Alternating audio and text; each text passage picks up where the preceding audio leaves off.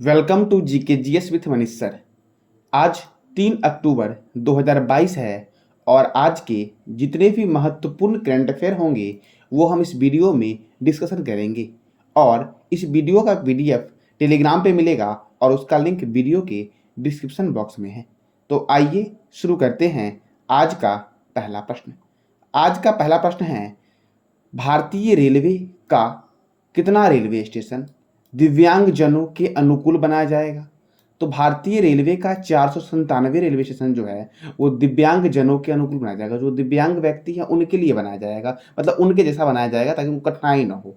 तो अब बात करते हैं भारतीय रेलवे के बारे में। तो सबसे पहला प्रश्न आता है, रेलवे बोर्ड के अध्यक्ष और मुख्य कार्यकारी अधिकारी अर्थात रेलवे बोर्ड के अध्यक्ष और सीईओ कौन है? तो विनय कुमार त्रिपाठी जो हैं वो रेलवे बोर्ड के सीईओ हैं। इंडियन रेलवे की स्थापना हुई थी 16 अप्रैल 1853 को। इंडियन रेलवे का मुख्यालय है नई दिल्ली में और अभी वर्तमान समय में रेल मंत्री हैं अश्वनी वैष्णव। कौन है? तो अश्वनी वैष्णव। अब देखो, रेलवे की संस्था है आरपीएफएस, रेलवे प्रोडक्शन फोर्स सर्विस। इसके महानिर्देशक हैं संजय चंद्रा और इसकी स्थापना हुई थी 2 जुलाई 1872 को। कब हुई थी? तो 2 जुलाई 1872 को हुई थी और स्वतंत्र भारत के प्रथम रेल मंत्री थे जॉन मथाई।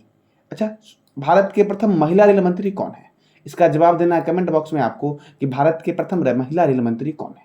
ठीक है, अब अगला प्रश्न आपका है, लता सुरगथा और लता ए लाइफ इन म्यूजिक नामक पुस्तक के लेखक कौन है? कौन सा पुस्तक है? तो लता सुरगथा और लता अ लाइफ इन म्यूजिक नामक पुस्तक के लेखक कौन है? तो इसके लेखक हैं इरा पांडे। कौन है? तो इस पुस्तक के लेखक हैं इरा पांडे। अब देखो, इस साल और कौन कौन सी महत्वपूर्ण पुस्तक आई, जैसे कि पुस्तक है गांधी के हत्यारे, making of Nathuram Godse and his ideas, Dhirendra Jha. ठीक है, ममता बिहाइंड 2021 पुस्तक के लेखक है जयंत घोषाल। रतन टाटा की biography, Ratan Tata authorised biography, ये लिखी है डॉक्टर थॉमस मैथ्यू ने। The legend of Birsa Munda के लेखक हैं तुहिन ए सिन्हा और Ankita Verma. The angel of Kailash पुस्तक के लेखक हैं सुबीरा प्रसाद। कौन है? तो सुबीरा प्रसाद। ऑपरेशन खात्मा के लेखक हैं आरसू गंजू और अश्विन भटनागर।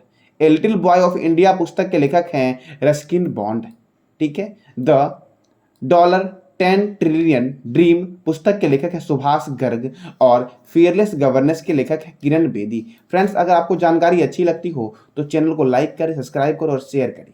ठीक है, ताकि और भी आगे जाए और भी आगे स्टूडेंट को सहायता मिले। ठीक है, अब अगला पुस्तक आपका है dignity in digital age making tech work for all us पुस्तक के लेखक है Ro Khanna. A history of Sriniketan के लेखक हैं Uma Das Gupta.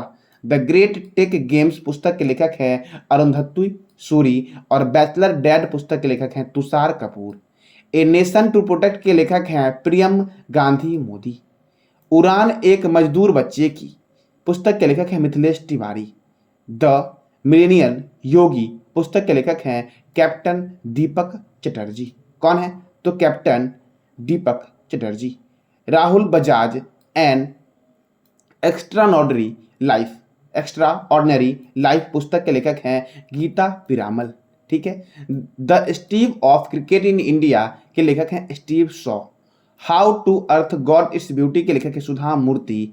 Tomb of sand रेत की समाधि पुस्तक के लेखक है गीतांजलि श्री। ये क्वेश्चन आपका बीपीएससी के एग्जाम में पूछा गया इस बार कि टॉम्ब ऑफ सैंड रेत की समाधि के लेखक कौन है? तो गीतांजलि श्री है। जी.आर. विश्वनाथन की आत्मकथा रिस्ट एस्वर्ड एंड ऑटोबायोग्राफी के लेखक हैं R Kaushik. The book of Bihari literature पुस्तक के लेखक हैं अभय के। कौन है? अभय के।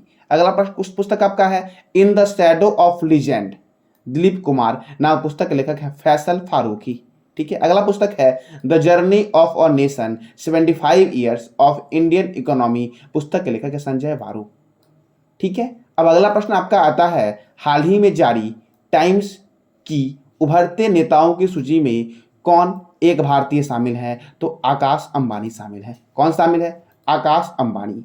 अब अगला प्रश्न आपका है, हाल ही में भारतीय रिजर्व बैंक ने रेपो दर को 5.40% से बढ़ाकर कितना कर दिया है? तो भारतीय रिजर्व बैंक ने इस रेट को 5.90% कर दिया है। कितना कर दिया है? तो 5.90% कर दिया गया। भारतीय रिजर्व बैंक के द्वारा किया गया है। तो रिजर्व बैंक ऑफ इंडिया का हेडक्वार्टर है मुंबई में। रिजर्व बैंक ऑफ इंडिया की स्थापना हुई थी 1 अप्रैल 1935 को। इसके गवर्नर हैं शक्तिकांत दास और प्रथम गवर्नर थे सर ऑसबर्न स्मिथ और फर्स्ट इंडियन गवर्नर थे चिंतामणि द्वारिकानाथ देशमुख अर्थात सीडी देशमुख। ठीक है। अच्छा, रिजर्व बैंक का राष्ट्रीयकरण कब हुआ था? इसका जवाब देना वो कमेंट बॉक्स में कि रिजर्व बैंक का राष्ट्रीयकरण कब हुआ था। ठीक है। अगला प्रश्न आपका है, हाल ही में किस मंत्रालय ने देश भर के गांवों में चयनित की जल स्तर को मापने के लिए? किसकी? तो हाल ही में किस मंत्रालय ने देश भर के गांवों में चयनित कुओं की जल स्तर को मापने के लिए जलदूत ऐप शुरू किया है?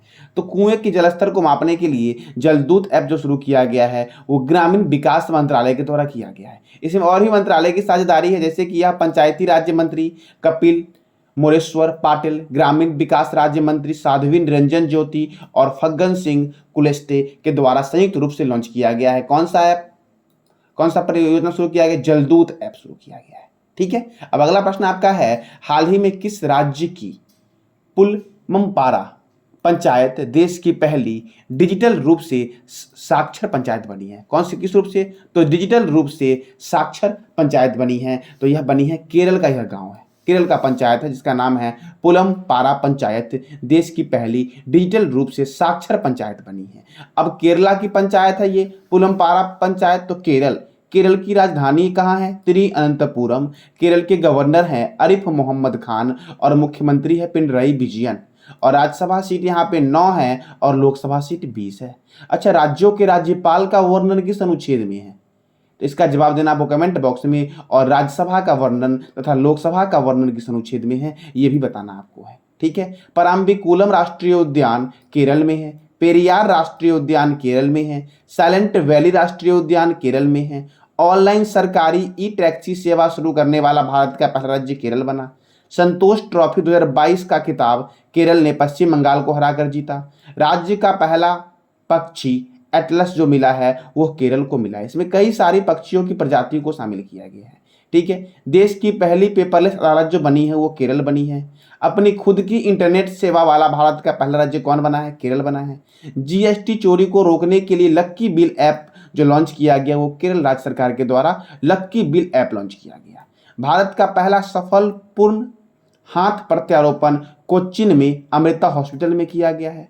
ठीक है। चलो, तो अगला प्रश्न आपका है, हाल ही में किसने ड्रग्स नेटवर्क को खत्म करने के लिए गरुड़ ऑपरेशन शुरू किया है? तो यह किया गया है सीबीआई के द्वारा शुरू किया गया। किसके द्वारा? सीबीआई। देखो, तो सेंट्रल ब्यूरो ऑफ इन्वेस्टिगेशन का हेडक्वार्टर है दिल्ली में। कहाँ पे है? तो सेंट्रल ब्यूरो ऑफ इन्वेस्टिगेशन का मुख्यालय कहाँ पे है? तो दिल्ली में है। और इसकी स्थापना हुई थी 1 अप्रैल 1963 को। कब हुई थी? तो 1 अप्रैल 1963 को इसकी स्थापना हुई थी और इसके डायरेक्टर जनरल हैं सुबोध कुमार जायसवाल। अच्छा, इसमें ऑप्शन में इंटेलिजेंस ब्यूरो भी, आईबी भी है। तो इंटेलिजेंस ब्यूरो का मुख्यालय भी नई दिल्ली में है और इसकी स्थापना हुई थी 1887 में और इसके डायरेक्टर जनरल हैं तपन देखा। ठीक है। अब देखो आगे है रिसर्च एंड एनालिसिस विंग। इसका भी मुख्यालय नई दिल्ली में है। कहाँ पे है? तो रॉ का मुख्यालय भी नई दिल्ली में है और रॉ की स्थापना हुई थी 21 सितंबर 1968 को। कब हुई थी? 1968 को रॉ की स्थापना हुई थी। रॉ के डायरेक्टर जनरल हैं सामंत गोयल। कौन है? तो सामंत गोयल रॉ के डायरेक्टर जनरल हैं। अगला प्रश्न आपका है, हाल ही में किस बैंक ने उत्सव अभियान खुशियों का त्योहार शुरू किया है? तो यह शुरू किया गया है बैंक ऑफ बड़ौदा के द्वारा। अब बैंक ऑफ बड़ौदा का मुख्यालय बड़ौदा गुजरात में है। बैंक ऑफ बड़ौदा की स्थापना हुई थी 20 जुलाई 1908 को और बैंक ऑफ बड़ौदा के एमडी एंड सीईओ हैं संजीव चंद्रा। कौन है? तो संजीव चंद्रा। अच्छा, आरबीआई के बारे में मैंने जस्ट बताया कि आरबीआई के गवर्नर कौन है? तो जवाब देना वो कमेंट बॉक्स में है कि गवर्नर कौन है, भारतीय गवर्नर कौन है। ठीक है। अब देखो, तो अभी बहुत सारे बैंकों ने बहुत सारा अभियान शुरू किया, जैसे कि ओडिशा में बैंक ऑफ महाराष्ट्र ने प्रोजेक्ट बैंक सखी लॉन्च किया, कैशलेस कार्ड एसबीआई ने लॉन्च किया, जमा योजना उत्सव एसबीआई ने लॉन्च किया, बांग्लादेश में भारतीय वीजा केंद्र चलाने की घोषणा किसने की है? तो एसबीआई ने की है, स्टेट बैंक ऑफ इंडिया। अच्छा, स्टेट बैंक ऑफ इंडिया की स्थापना कब हुई थी? जवाब देना वो कमेंट बॉक्स में, ठीक है। तो ग्राहकों की सुविधा के लिए एसएमएस बैंकिंग शुरू किया था एचडीएफसी ने। गुजरात में बैंक ऑफ और बहिर्श सेवा की शुरुआत एचडीएफसी बैंक के द्वारा किया गया था।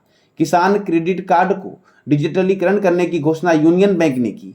सुरक्षित बैंकिंग प्रथाओं को बढ़ावा देने के लिए विजिल आंटी की शुरुआत एचडीएफसी ने की।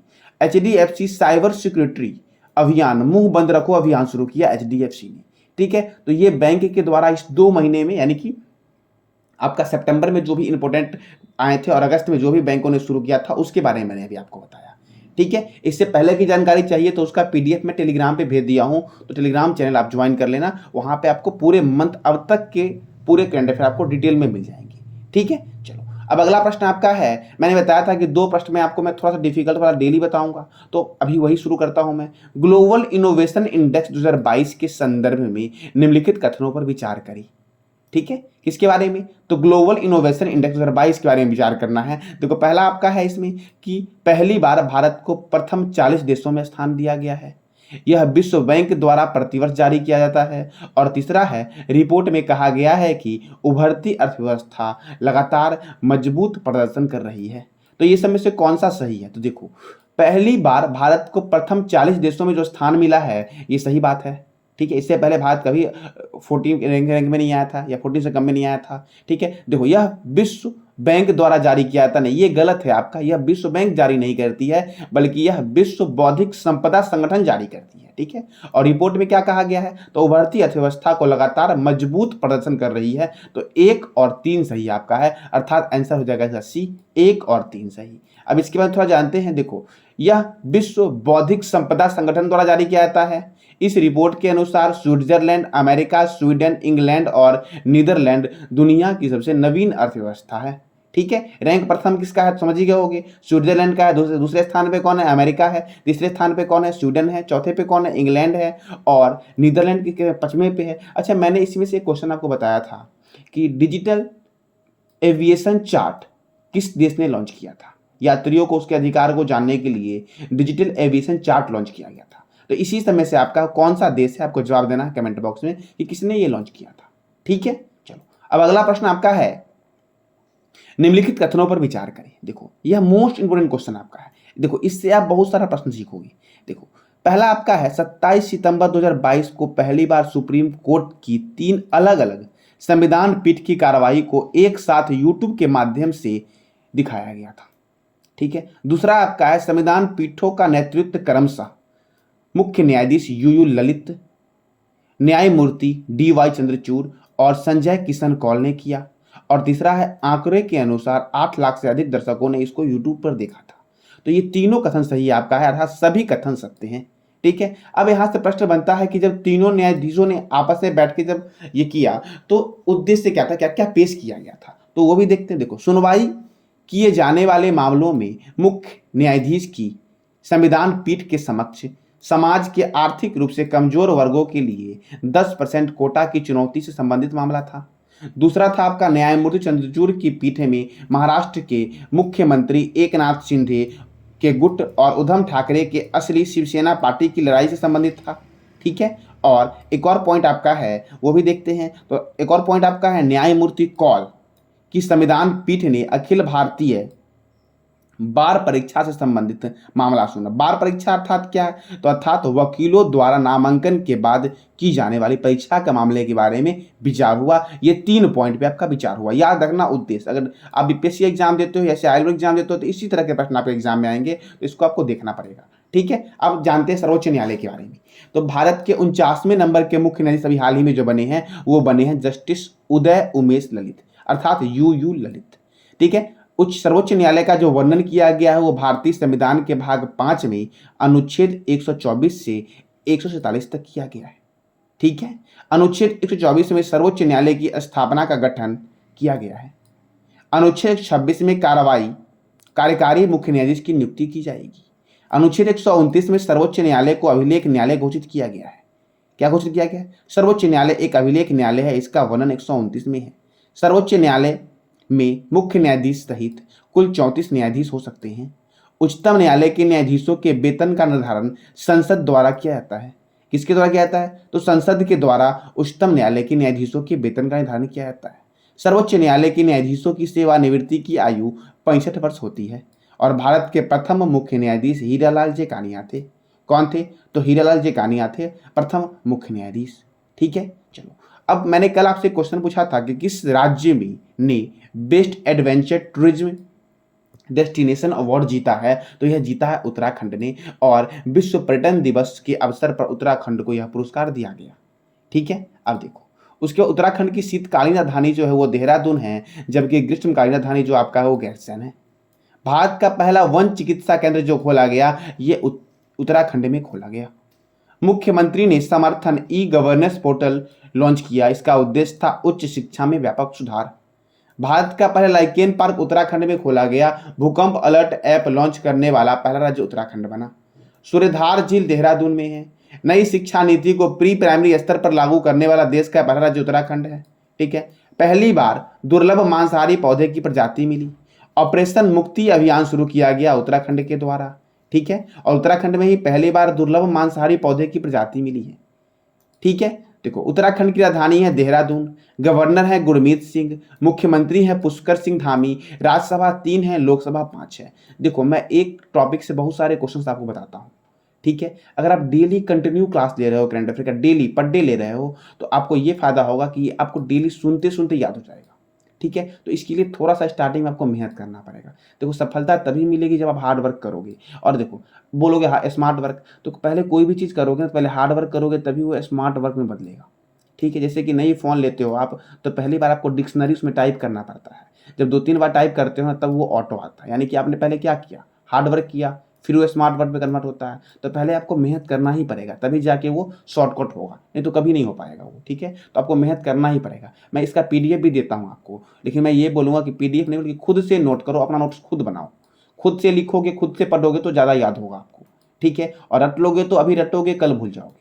ठीक है, फिर रटोगे फिर भूल जाओगे। तो इससे अच्छा है कि खुद से मेहनत किया जाए और अच्छे से मेहनत किया जाए। ठीक है, तभी जाके सफलता आपको मिलेगी। जिम कॉर्बेट राष्ट्रीय उद्यान यह भारत का प्रथम राष्ट्रीय उद्यान है, जिसका पुराना नाम था हैली नेशनल पार्क और इसकी स्थापना हुई थी 1936 में। देखो इस राष्ट्रीय उद्यान के बीचों बीच से रामगंगा रिवर निकलती है और उत्तराखंड के मुख्यमंत्री ने इसका नाम बदल दिया है और इसका नाम कर दिया गया है रामगंगा नेशनल पार्क। यानी कि जिम कॉर्बेट नेशनल पार्क का नया नाम क्या है? तो रामगंगा नेशनल पार्क, और पुराना नाम क्या है? तो heli national park. Nanda Devi राष्ट्रीय उद्यान कहाँ पे है? तो उत्तराखंड में है। फूलों की घाटी राष्ट्रीय उद्यान उत्तराखंड में है। ठीक है, राजाजी राष्ट्रीय उद्यान उत्तराखंड में है और टिहरी बांध परियोजना भागीरथी रिवर पे है और ये कहाँ पे है? तो उत्तराखंड में है। आपका आज का प्रश्न है, हाल ही में विश्व का सबसे बड़ा सफारी पार्क कहाँ बनाने की घोषणा की गई है? तो इसका जवाब देना वो कमेंट बॉक्स में कि यह कहाँ बनाया जाएगा। ठीक है, तो ये था आज का आपका करंट अफेयर। जानकारी अच्छी लगी हो लाइक करें, शेयर करें और सब्सक्राइब करें। ठीक है, चलो धन्यवाद।